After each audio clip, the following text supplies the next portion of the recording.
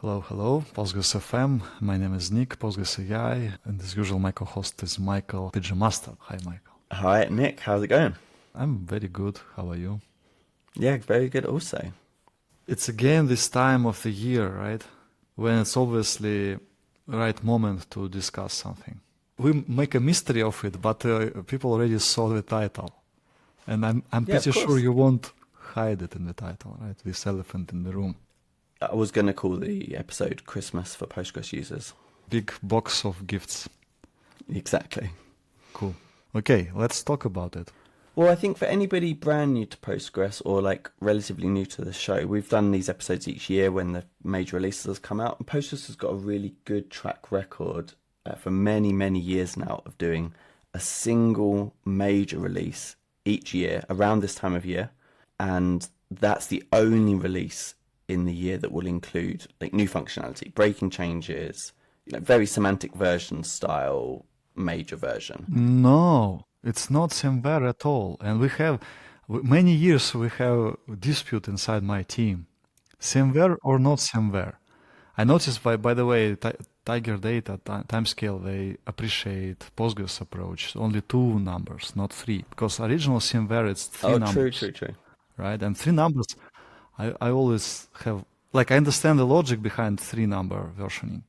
But I like Postgres approach much more. It's much more simplified and so on. Cool. Well, breaking changes will only ever go into a major version. But you're right, even the major version, we would still cut a new major version even if it was only new features, even if it didn't have breaking changes. Right. So that's a good point. So yeah, you're right. Yeah. It's not Semver. It's only two numbers. But yeah, major version, minor version, simplicity. Yes. And major version changes every year. Major version every year, minor versions at least every quarter, sometimes more often if they need to do quick security fixes. So yeah, this is the time of year where we get new features, and the only time of the year that we get new features in core Postgres. Mm-hmm. So as such, there tend to be a lot of them.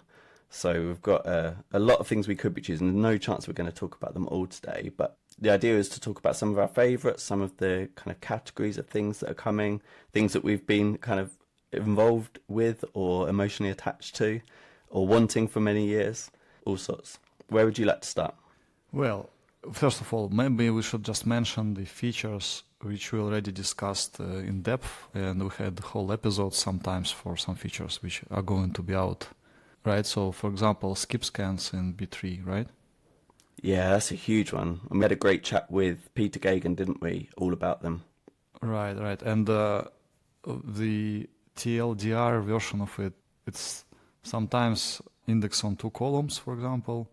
It will be able to support searches, for example, only on the second column. So this rule, we got used to it over time that we must put the second column on the first place. So if we need searches or create additional index only on that column, second column. Now it's sometimes not true, and things become more complicated when we make decisions on indexing, right? Yeah. This is my perception. Oh, like it's even more complicated now.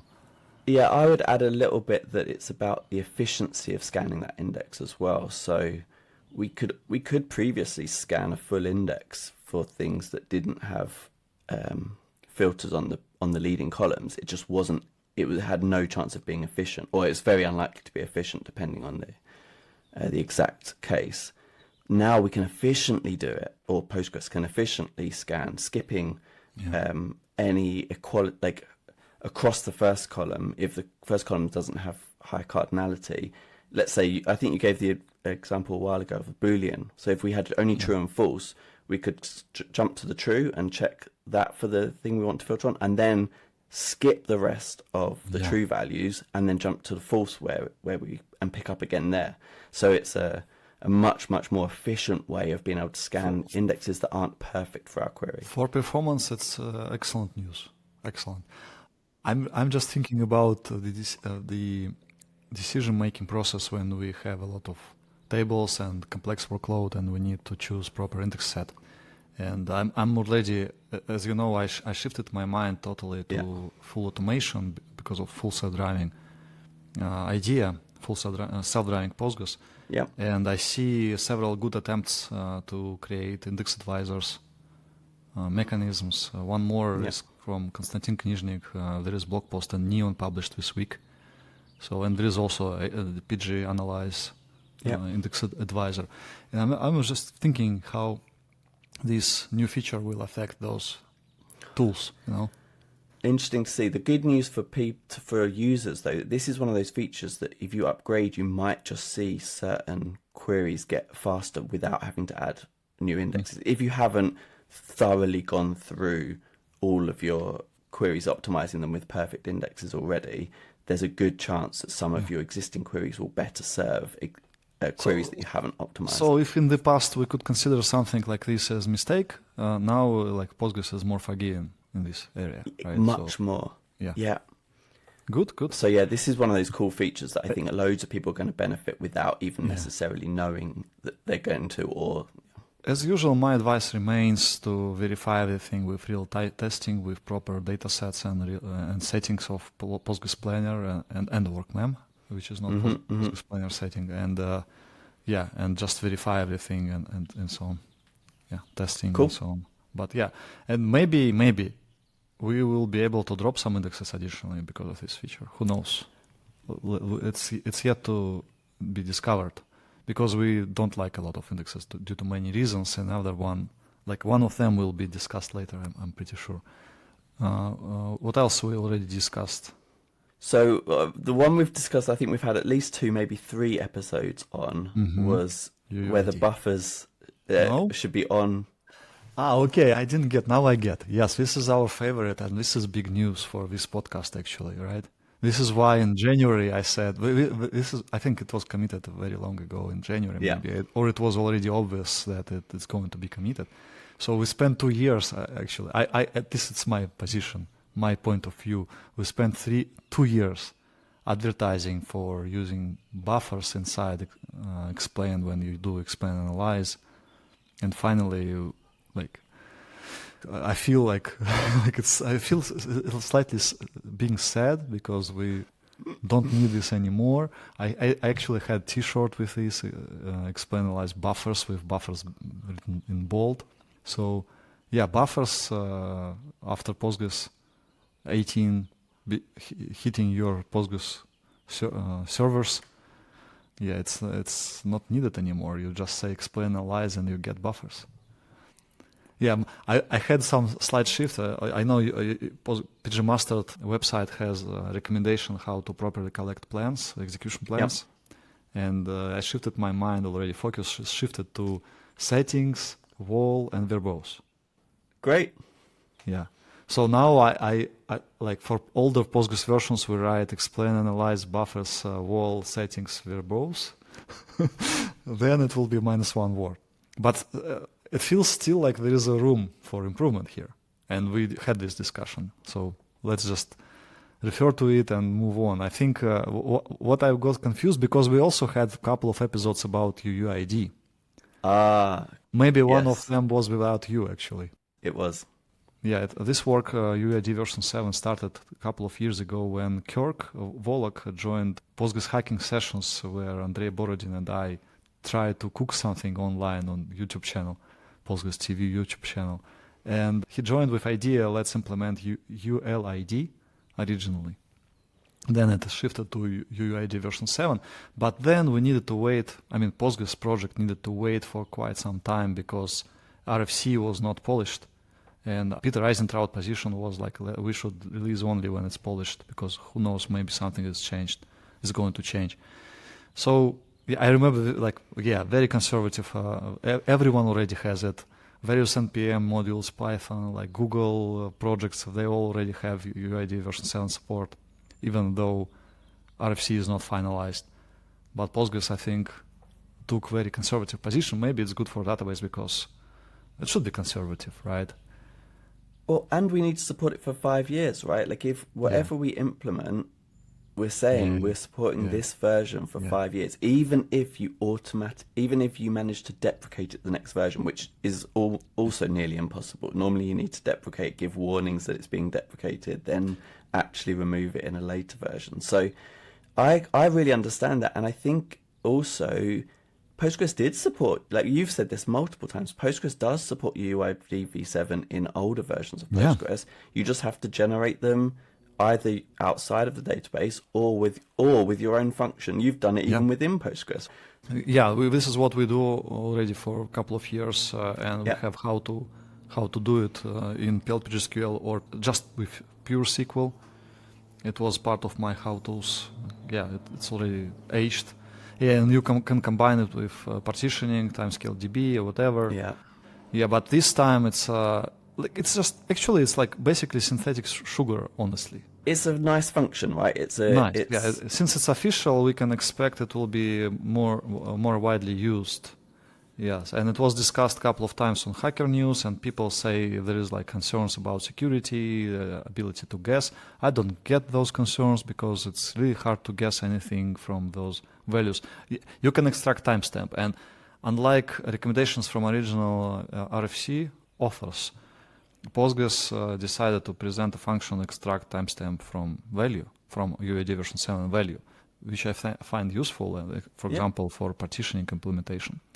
So anyway, this is a great feature. We discussed it in depth. Let's not lose time. But it's not like we have a data type. We just have a couple of functions to generate and to extract timestamp. That's it. But data type remains just UUID. It's version agnostic. Yeah, we do have a data type. We already have the perfect data type, which is we've had it for many years. Now we have nice functions around it too. Now it's just in core, and everything in core is great. Just use it.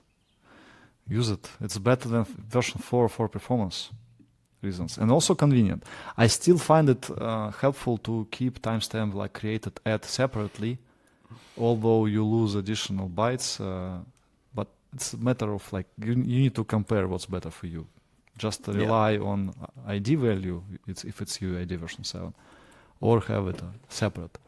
I think it's worth a separate blog post to compare pros and cons for this actually. Yeah. It's an interesting topic for developers, I think. Yeah, what else? We also discussed one feature a few times, which I'm listed as author, right? But I vibe coded it originally. And it was no policies support for pgdump and pgrestore. I know there is an issue which some other folks were fixing because it didn't eliminate comments. Policies can have comments, you know. Mm-hmm. So if you specify no policies, I saw there was an additional work following up this patch. And it's a pity that I missed it, but in my defense, I must admit that other know something in pgdump and pgrestore also forgot about comments. And this work was done in Claude 3.7 in January, I think. Was committed later by Tom Lane with some improvements. But when I say vibe coded, it was originally vibe coded. But eventually, before sending patch, I always review line by line everything and polish myself, and we're using multiple LLMs. So I think it's not, strictly speaking, vibe coding. We call it vibe hacking, but it's just good for prototyping to use some help of LLM if you don't write C code every day. And I think it unlocks the power for people who are not C coders. They can implement things and present patches. But obviously, if you do it without looking into code and send some purely vibe coded patch, it's a terrible idea. And inside my company, everyone is using LLM AI to code, but it's prohibited right now to start coding on your own, not thinking about LLM. But it's also prohibited not taking responsibility for final result. If it's some BS code, it's on your shoulders. Not you cannot blame AI, right? And if you send some proposal, open pull request, merge request, or sending patches, obviously you are responsible for what you are sending, right? Yeah, well, I think it's quite rude as well, isn't it? Because you're asking, when you send a proposal, a PR, a merge request, anything, you're asking other people to review it. And I think the minimum you owe them is that you've reviewed it yourself. Yeah. Like when you ask other people to review something. And that didn't used to be an issue because by writing something, you are reviewing it in a way. But now that people have options that involve them not even writing it, I think it is a step worth being insistent on. If you like not writing C code all the time, but you want to implement something, go take AI to help you, but then take another AI to review it and explain every line to you, so you fully understand what you like, the final result, and you are happy with it, and you have tests and documentation. By the way, a small tip: start with writing documentation first. And like usually people like it's boring to think about documentation and tests. With AI it's slightly more like productive. And Postgres test system it's Perl, so it's really like not easy to deal with if you like never wrote Perl or already forgot it after 20 years, for example, or something. Anyway, I think AI is great. It's like it's unlocking creativity here, but the final result is on your shoulders fully. And I also, before this episode, I checked a couple of articles about Postgres 18, and I found terrible articles. Yeah. Terrible articles. I can, like, I'm building the set list of companies who produce BS blog posts, obviously LLM generated. And this is like not okay, in my opinion. Do you mind if I name the companies? Not at all. I find it quite frustrating, and I think again it's rude, right? You're taking a shortcut and publishing something that you hope will be read by many people, taking many more hours to read it than you took to write it. I just think it's In the past, I saw a lot of BS articles about Postgres from on the website called Minerva XYZ. Or Minerva DB XYZ, something like this. This time, Stormatics.tech blog post has a lot of wrong information. Well, yeah, I guess this goes back to your age-old thing of always verify, right? But sadly now we need to make sure we're also verifying things from what we considered maybe in the past to be reputable companies. Actually, let me correct myself. This Stormatics.tech article was not... I'm in the context of, like building some police bot for blog posts about Postgres. This blog post was about optimization of moving PGWall to different disk, and it had a lot of mistakes. For example, mentioning undo in wall and few others. But this time about Postgres 18, we have blog post published on dev.to, dev tips, and it has a lot of it's LLM generated because it says. Logical replication gets full DDL support. Well, we know it's not. This is one of the pains we still have. Obviously, LLM generated. So I think before we consider problems with patches, vibe coded, purely vibe coded, not vibe hacked, as I said, but vibe coded, we have a bigger problem of misinformation being spread in blog posts. So and what do you think it would help to have some tool to quickly verify, to do some fact checking, so AI checking AI and so on? The challenge is false positives and false negatives, right? Like if an AI is capable of coming up with this stuff, well, who's to say an AI wouldn't also rubber stamp it? So that's the kind of there's the not catching the ones that are AI written, and then there's the issue of catching or flagging blog posts that were human written, but it thinks AI, and accusing those of being AI written. I think this is an unsolved problem, isn't it? Don't education have this exact same issue with kind of coursework and things? Are right. Humans also hallucinate. I hallucinated on this very podcast sometimes. I think we should say not AI checking AI. We should say I have this information. It can be blog post or some report. We internally we have such tools already because we do a lot of consulting. We write some reports and we need to verify. We need to do fact checking because sometimes you think this is it. This is how Postgres works, but it worked like that 10 years ago and it already changed. So we need to dig deeper and do some fact checking all the time. Because, for example, I was wrong recently when I said changing your primary key from integer 4 to integer 8 is going to produce a lot of bloat. I was completely wrong. And in that case, I was wrong very deeply. So turned out there is a table rewrite mechanism similar to vacuum full. Nice. And table comes out from it like alter table, alter column table in the end is actually fresh, and all indexes are freshly rebuilt.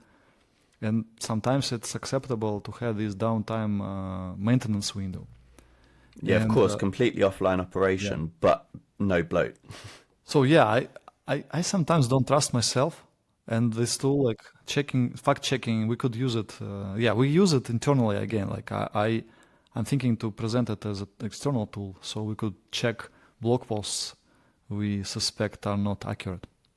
I think that, well, accuracy is slightly different to LLM generated, and I think it depends what you want to, like, do you want accurate posts or do you want human written posts? And that those are subtly different. I don't care about who wrote it. I want accurate posts.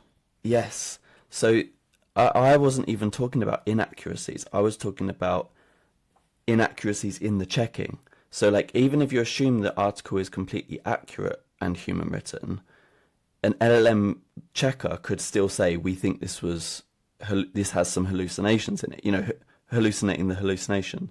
So I don't have much hope in this other than trust-based. You know, if you as a company start publishing posts that you haven't checked, whether like with humans or if it has inaccuracies in it, I'll forgive a few, but if you're doing it consistently and there's loads of made up stuff, I'm gonna stop reading your stuff and I'm gonna stop sharing it. And you know, LLM can be considered like amplifier of your like state. If you are not accurate, you produce a lot of bad pieces of advice, wrong things. It just amplifies it, right? So if you don't check information. To connect bits a little bit and to finalize this AI discussion, I find it also interesting that sometimes hallucinations are really helpful. I had several hallucinations which led to the idea, actually, this missing feature would be great to have. Well, this is great hallucination. Let's have DDL in Postgres 18. Already too late, right? There is a work in progress, unfortunately. And by the way, I recently checked it, DDL in logical, support of DDL in logical replication. It's not like we discussed it, right? I have low expectations that it will be implemented very soon, unfortunately. And it's a lot of work, isn't it? And there's probably lower hanging fruit like sequences and things. Sequences also work in progress, and I think is it already going to Postgres 19 next year? I'm not sure. Let's not hallucinate here. But sometimes, just working, writing some ideas, I'm getting some great ideas. Like we had a case with corruption, and we needed to fix it with all backups and so on. So we needed to apply PG reset wall. Idea was we need to recover from some backups, and they were broken. So LLM suggested to use PG reset wall with system identifier option, which doesn't exist. So I ended up implementing that option and proposing a patch. Unfortunately, it was not finished before Postgres 18, but maybe it will be finished before Postgres 19, and we will have this option.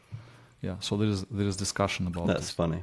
Yeah, and a few things like this. So sometimes, this is like interesting thing to have LLMs, but you must fact check, and sometimes you think, oh, this is a good idea, and you go implement it. So why not? Yeah. All right. Well, while we're on topic of corruption, another thing we've discussed a few times is checksums and encouraging people to enable them. And we're getting them, they're going to be on by default now from 18 onwards. I think it's long overdue. Yeah. It was but great. Yeah, it's a great thing. -1 recommendation we will have in the future for our clients. And RDS had it for ages, right? Checksums are enabled there by default. Google Cloud also, yeah. Yeah, just great thing, yeah. I think quite a few of the hosting providers do, but each of them have to, it's another one that any new hosting provider that comes along, they have to then know to do that, or their customers don't get it by default. Now, they don't even have to know, and they'll get it on by default, which I think is great. Yeah. Another one we've discussed a few times is PG upgrade, getting or preserving the optimized statistics across a version upgrade.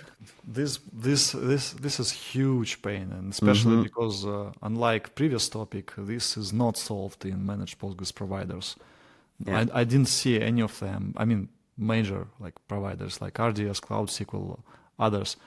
they always put it on shoulders on users to run analyze after major upgrade, and we had outages because of that. So now I think in the future, not now, in the future, you cannot use it before your old cluster is already on 18. So it's only like first time we will be able to benefit from it in 1 or 2 years only when you upgrade from 18 to newer version. But anyway, this is great news. So I feel really happy that this is solved finally. And this is solved in a very elegant way, because now you can dump statistics. So it's not only for upgrades, you can use it for other in other areas, because like PG restore also doesn't care about it. You restore and you need to run analyze manually, also vacuum actually, you need to run vacuum. Now recommendation will be after PG restore, after restoring from logical backups, aka dumps. Like logical backups is fine to name dumps, like but not just backups. So when you restore from it, we always said you need to run vacuum analyze. Now just vacuum to have visibility maps created sooner. For your index only scans, yeah. Well, if you forget vacuum, it's not a big deal. Like maybe you will like, and of course auto vacuum will take care of it. But lacking statistics, like it's a big danger. Now you can dump statistics, restore statistics. This is great. I think from this we can benefit sooner than from having it in upgrades, because once you're already running Postgres 18, you can start using it. Right. By the way, I think we might owe at least one cloud provider an apology. Do you know who implemented? This feature? No. 3 guys, all from AWS.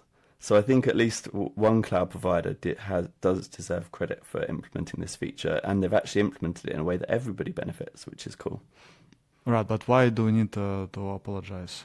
Well, because you said all of the cloud providers have just shoved this onto users and didn't do anything about it. I think, yes, we can apologize easily, not a problem. And this is great. I knew this feature, it's from RDS team. This is great. But still, if you run upgrade on RDS, it has 16 points, 16 steps. Yeah. How to upgrade using PG upgrade official documentation has 19 steps. RDS has 16 steps. And one of them, one of a couple of last ones, is you need to run analyze. And people tend to forget or just say, okay, maybe like it's not super important. And it happens. People, it's manual.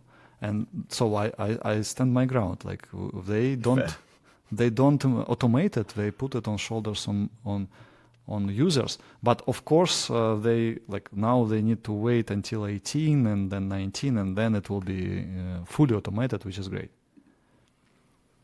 Yeah, I Cool. heard reasons why they don't automate it, because it can take time, prolonging downtime window, and there is an official approach analyzing stages, which I think is a mistake, honestly, because in all TP cases we better to get final statistics sooner and do it inside maintenance window, right? Yeah, I just think if you care about the downtime, you should probably be working out how to do a zero downtime upgrade in some way, shape or form, and then you don't have to worry about this problem anyway. Yeah. So it's more, I think if you can take the downtime, why not just do the full analyze? Exactly. And also in this area, PG upgrade, I think, did you see that it got parallelization, -- jobs option for? Yes, I did, yeah. Checks. This is also great news for Yeah. those who care about upgrades. Everyone should care about upgrades, right? Yeah. So, especially when we're talking about a new major version. Yeah. But anyway, am I right that statistics can be dumped and restored even not in the context of upgrades? If they can, then actually people can already benefit from this, because you can use. Yeah. This is PG dump option statistics. So once we are Great. on Postgres 8, because this is discussed in the context of upgrades only, but again, it's not about only upgrades. Once your server is running Postgres 18, you can already start benefiting and adjust your dump scripts and always dump statistics, right? And then you can just restore it, and that's it. I also noticed that VacuumDB has now in Postgres 18 receives option missing stats only to compute only missing optimizer statistics. This is interesting because VacuumDB has also -- jobs, so to move faster if you have many cores, right? You can say. I think we need the missing statistics because currently extended statistics aren't dumped and aren't preserved. So if you create, when we talked about correlations between two columns, if you create those are not preserved. So I suspect that got added to analyze so that we don't have to run the full analyze still. Otherwise, if we've used create statistics, if we've used the extended statistics. Yeah, that's interesting, but also as a to be careful with VacuumDB -- jobs. I love it, and because if you have increased default statistics target or like a lot of statistics to a lot of tables and so on, this is great to have parallelized processing here, right? But unfortunately, until version 19, so next year only, partition tables will be still in trouble because VacuumDB doesn't take proper care of them. It only cares about partitions themselves, but the root table is not processed. And if you process it with analyze, it will process partitions once again anyway. So there is a problem here. We have a new feature for that too, in 18. No, it should be in 19. We have an analyze only for the parent partition. No. Analyze only for parent partition is in work. I think it's not like maybe it's committed already, but it's not in Postgres 18. Lawrence Albert did it.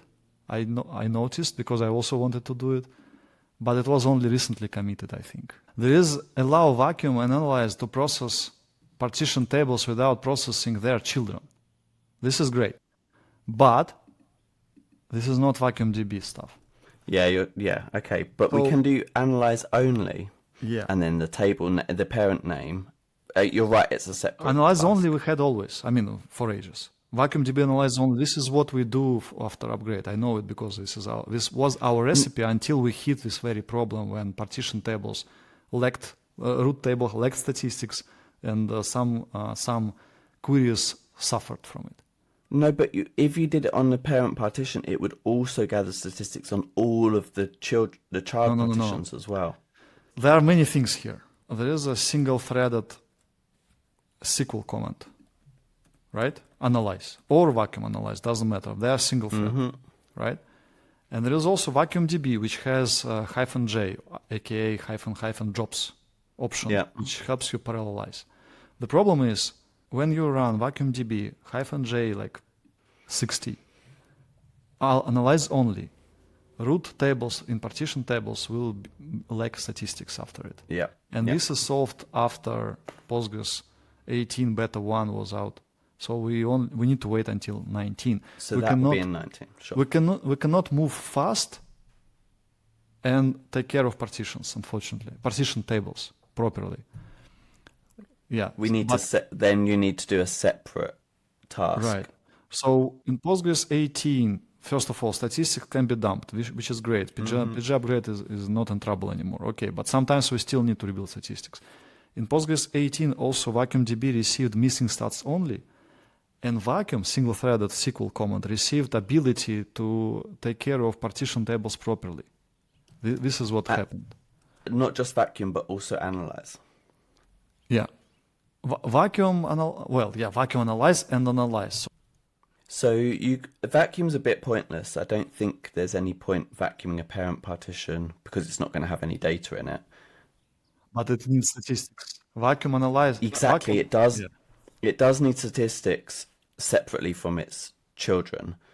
But in the past, in 17, for example, in version 17, 16, 15, to get statistics on the parent partition, I'd have to run analyze on the parent table, which would also regather statistics for all of the child tables, which is a lot. Yes. Like that, there's so much more work. So what happened? We say vacuumdb-j is great because we can we have 96 cores. Like let's go.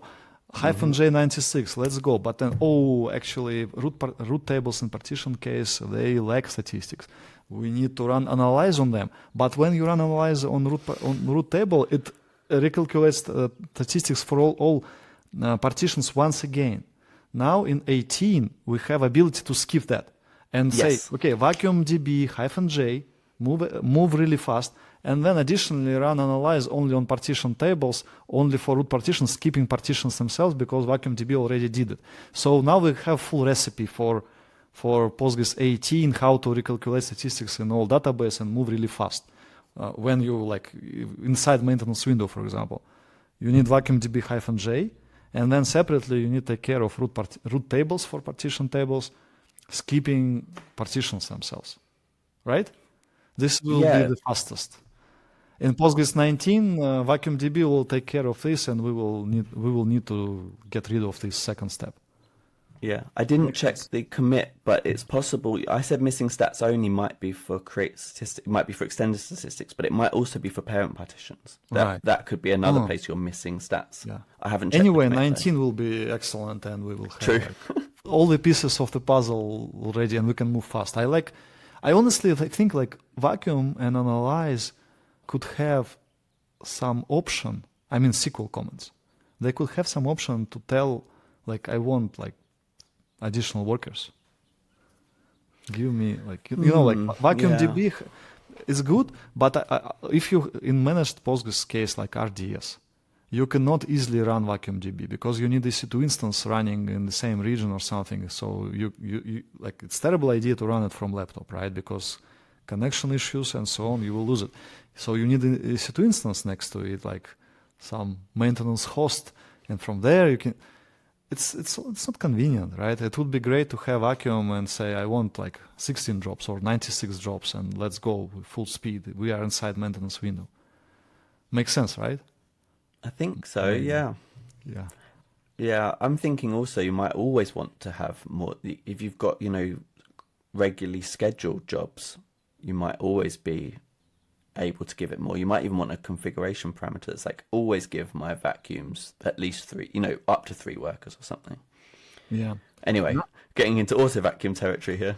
Yeah. Let's maybe jump in between some other pieces. There are actually so many great things. I like the release overall. A lot of stuff. And for example, I like the idea that now regular not null constraints can be defined as not valid. As we discussed a few times, it's terrible naming not valid because they immediately will be checked for new writes, but they are not checked for old writes. I think it's all the pieces we had before already, because not now, I think in Postgres 12, since Postgres 12, it can rely on check constraints, not null constraints. There is not null and there is check constraint with not null. So there are for primary keys we needed only regular not null constraints, right? But implicitly we could already use regular check constraints with not null, and then do some dance around it. Now it's becoming easier to redefine primary keys without thinking about all these nuances. I like this. Things are polished now in many areas. We discussed it, just discussed it with statistics and this not null. I like this maturity of many pieces, many functionalities. Yeah. It feels like a release chock full of things that have come up for real. For real users have hit these issues and people have come up with fixes for them. It's not I know that's almost the definition of a maturing product, but it doesn't feel like there's that big a divide between hackers working on things that hackers want to work on versus users hitting problems and actually wanting to solve problems. That it feels very, very tightly done, which is nice. Yeah. Another thing I wanted to mention is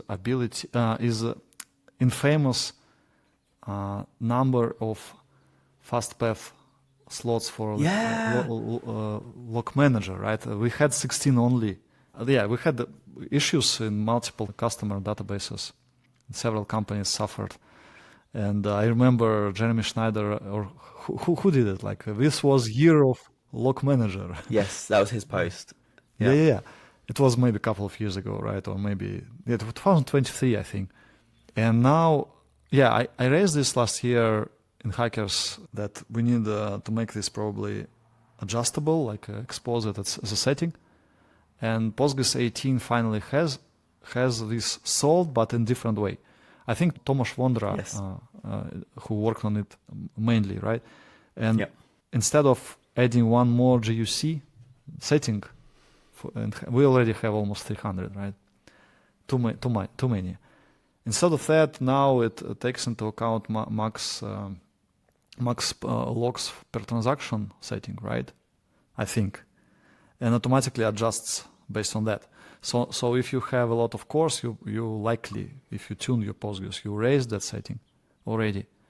So number of these slots for fast path checks or in the log manager mechanism, it will automatically raise. And we checked in one case, we had these 16 hitting replicas in that case. Sometimes it's hitting your primary workloads, sometimes replicas workloads. In that case, we had 16 by default, right, before 18, but now we will have, due to that setting is already adjusted, we will have 64. Nice. And honestly, in half an hour, there's a scheduled benchmark I need to conduct.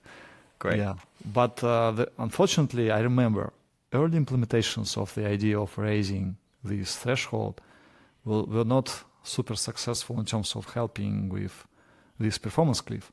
So I'm not sure. This should be very carefully tested in each particular case, because there are several variants of this cliff.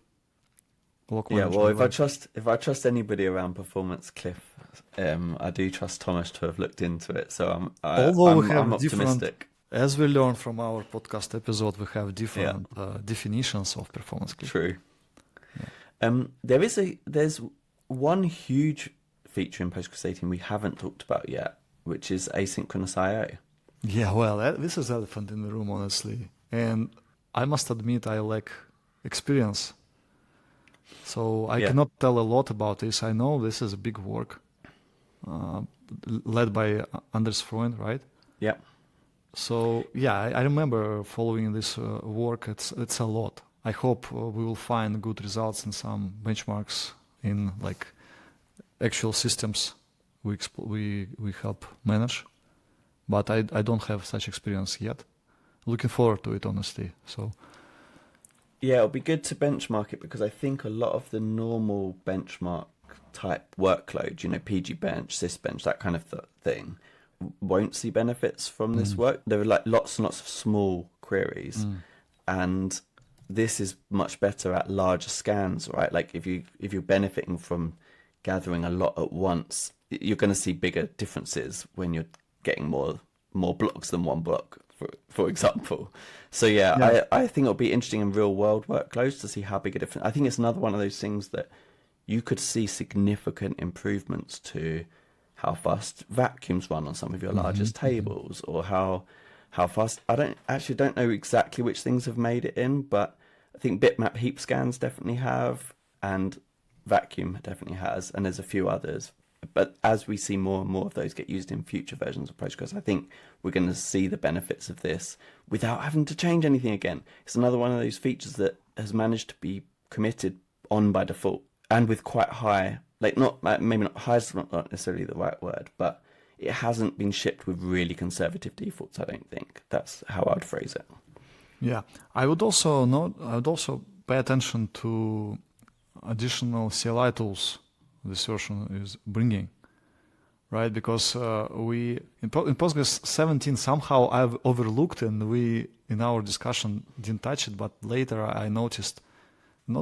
somebody pointed out to this big new tool appeared, PG create subscription, converting physical standby to logical replica, which is great. Like absolutely, like this is automation of, like, we can throughout a lot of automation, which is great. I always love to do it.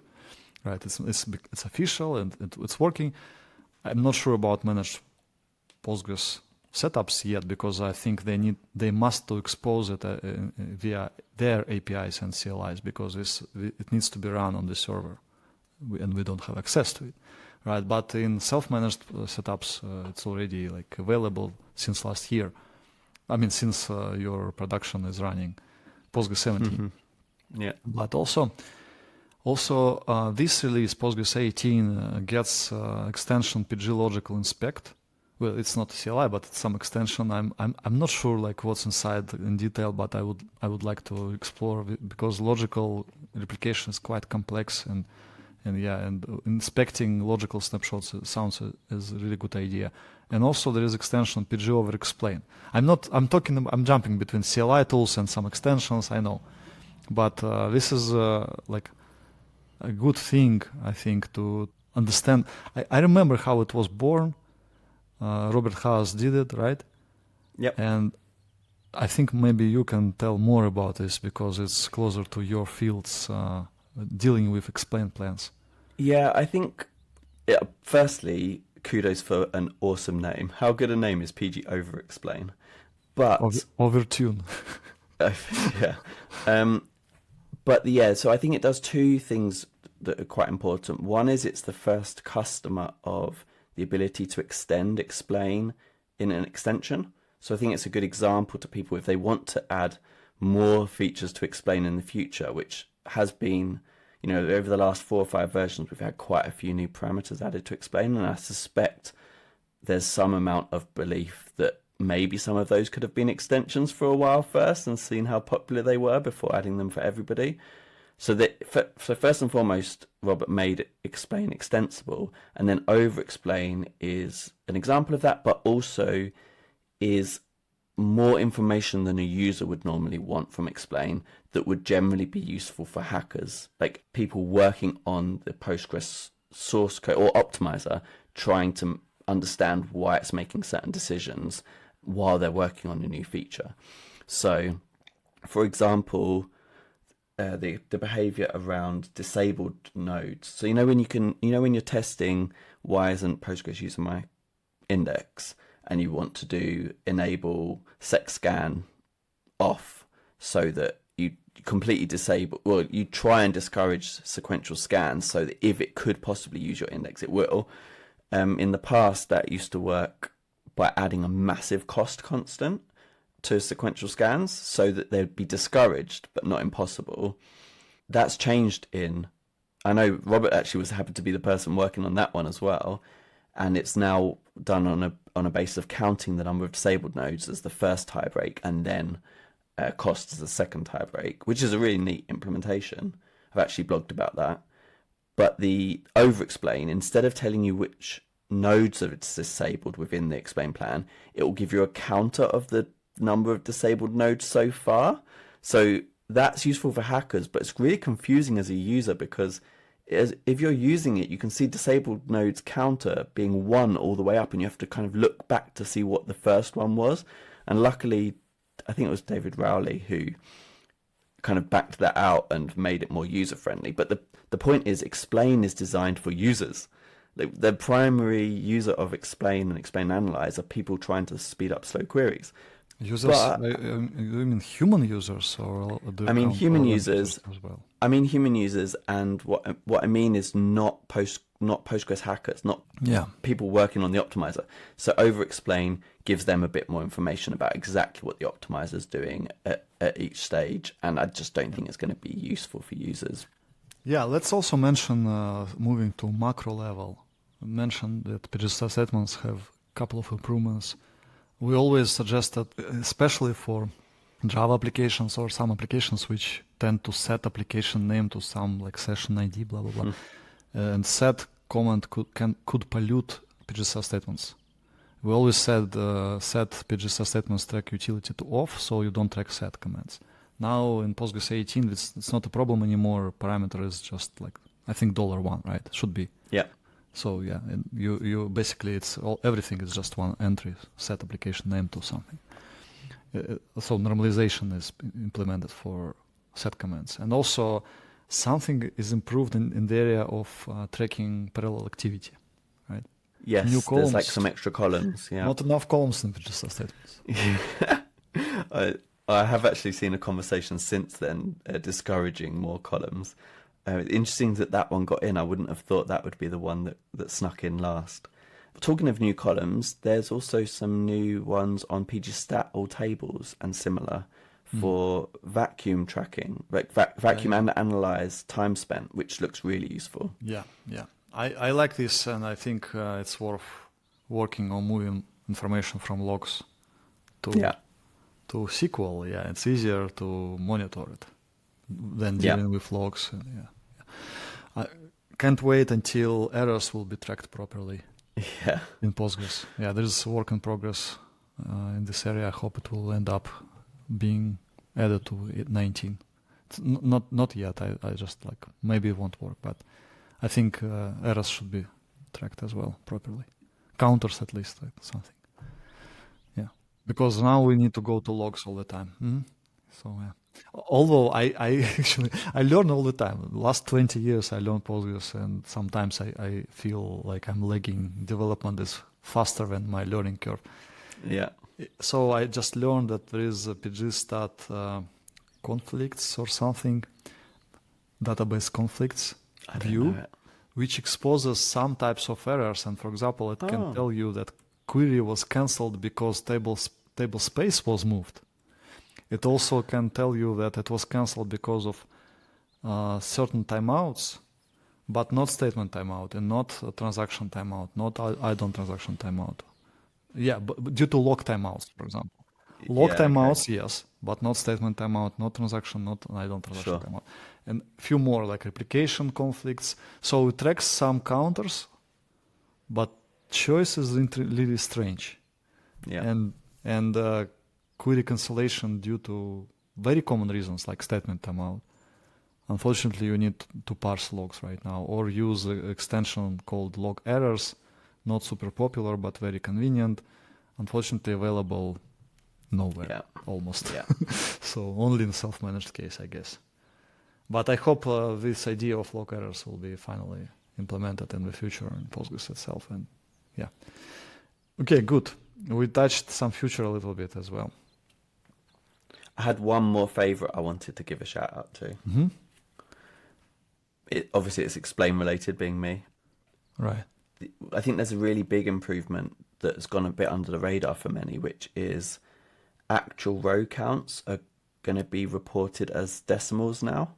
So this is most important when you have loops and lots of loops, and it will report that you've got 100,000 loops. Pardon me? 1.5 rows, right? 1.5 per loop is way more useful than 1 or 2 rounded to...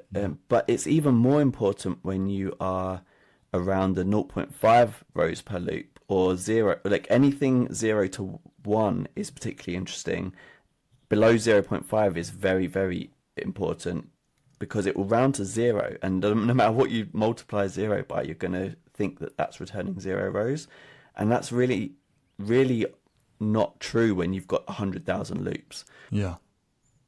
The mistake accumulates and multiplies. Yeah. Exactly. Okay. The next, once you get past the looping operation, you will see the actual number of rows, but you don't know what's happened in between. Now you don't have to worry about that. It will report it as a decimal and you can multiply that. Let me add one more, because this is great actually, because I feel connection to so many features. And one more, this is where Andrei Borodin worked, and many others actually, worked for quite some years. And finally, Amcheck is getting support for gene indexes. Yeah. This is big, because we do need it. We do need it because we need to use Amcheck often.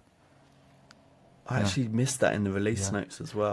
It always worked for B3 to check indexes for corruption when you, for example, perform OS upgrade or other stuff. You need to check for corruption from time to time.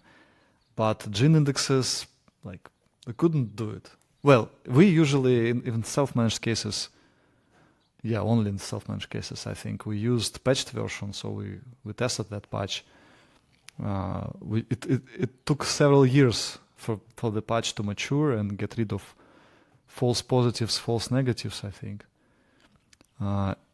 Especially false negatives when it's I missing. always get confused. But it was a lot between of the two. false positives as well. Yeah, but now it's great. It's there. So it's time to use it. Extend your uncheck actions to Gin. Yeah. If you don't have uncheck actions, you must. I mean, you should. Not must. You should.